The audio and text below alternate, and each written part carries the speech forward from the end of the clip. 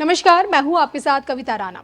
खुद को फकीर बताने वाले कथावाचक मुरारी बापू शिव की नगरी काशी क्या पहुंचे, संतों के निशाने पर आ गए। चिता की अग्नि ठंडी भी नहीं हुई, लेकिन खुद पश्चाताप की अग्नि में जल रहे हैं। क्षमा मांगने के साथ साथ बड़े बड़े खुलासे करने का भी दम भर रहे हैं।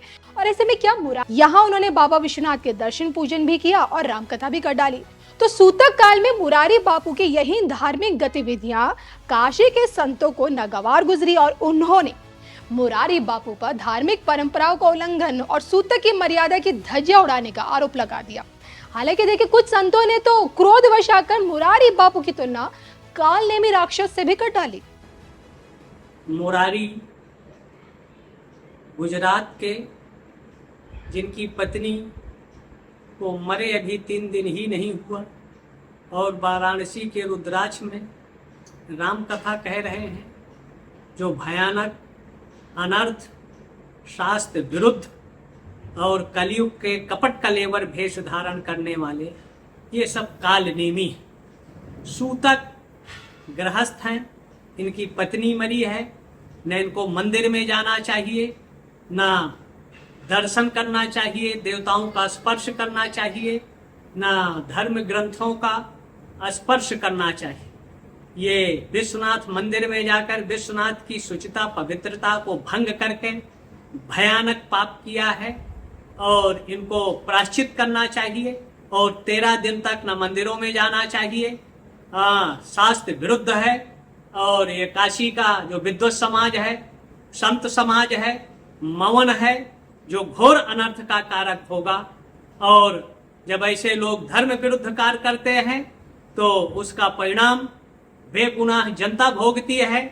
हम काशी के संत जनता से आग्रह करना चाहेंगे कि ऐसे लोगों की कथाओं का बहिष्कार होना चाहिए, ऐसे लोगों का सामाजिक बहिष्कार करना चाहिए। माने नहीं मात पिता गुरुदेवा, साधुन सन करवावै सेवा, जिनके यही आचरण भवानी ते जानव निश्चल संप्राणी। ऐसे निशाचर होते हैं जो कपट के लेवर का भेष धारण कर, जैसे कालनेमी राक्षस था, हनुमान जी जैसे ज्ञानी को भ्रमित कर दिया था, ऐसे ये भ्रमित कर रहे हैं। इनका सामाजिक बहिष्कार होना चाहिए, त्याग होना चाहिए।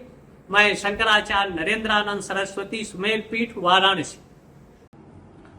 काशी में प्रख्यात कथावाचक मुरारी बापू के द्वारा सूतक की परिस्थितियों में राम कथा कहना घोर निंदनीय है।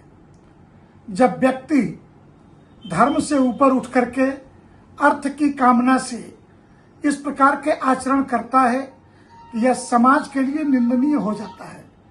पूर्व में भी यह जानते हुए कि 32 प्रकार की अग्नि होती है, लेकिन उन्होंने चिता की अग्नि के सामने फेरे दिलवा करके विवाह कराए थे। तो मंगल को अमंगल से रिश्ता जोड़ना और उसकी गलत व्याख्या करना और व्यासपीठ पर बैठ करके अल्लाह मौला करना, यह आचरण शोभा नहीं देता है। व्यासपीठों की मर्यादाओं को बना करके रखेंगे तो ज्यादा ठीक होगा। हाँ, सूतक 4 लोगों को नहीं लगता है, ब्रह्मनिष्ठ यति को नहीं लगता है, ब्रह्मचारी को नहीं लगता है, राजा को नहीं लगता है, और प्रतिदिन अग्निहोत्र करने वाले को तो अग्निहोत्री का जो अधिकार है वो सपत्नीक है, न कि अपत्नीक है। तो मुरारी बापू को यह बताना चाहिए कि इन चारों में वो क्या है। दूसरे, कौन सी ऐसी बैरागी परंपरा है कि जो 16 दिन से पहले समष्टि और षोडशी का भंडारा करती है, जिसके यहाँ पिंडदान हुए बगैर जो है, कौन सा ऐसा परंपरा है। सिर्फ संन्यास परंपरा में जीवित ही स्वयं का श्राद्ध किया जाता है, बीरजा होम होता है। बैरागी परंपरा के अंतर्गत तीनों वैष्णव अखाड़े और 3 सिखों के अखाड़ों में भी 16 दिनों की षोडशी तो सन्यासियों की भी होती है 16 दिन पर ही, परंतु बीरजा होम उनका हुआ रहता है, इसलिए त्रिपिंडी श्राद्ध नहीं होता है, शेष का त्रिपिंडी होता है। तो मुरारी बापू समाज को धोखा मत दे और धर्म को धंधा में मत बदले, यही बेहतर होगा।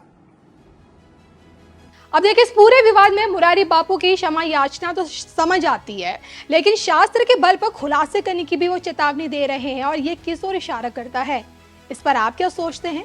क्या समझ आप कितना समझ आपको आया, कमेंट करके बताएगा जरूर।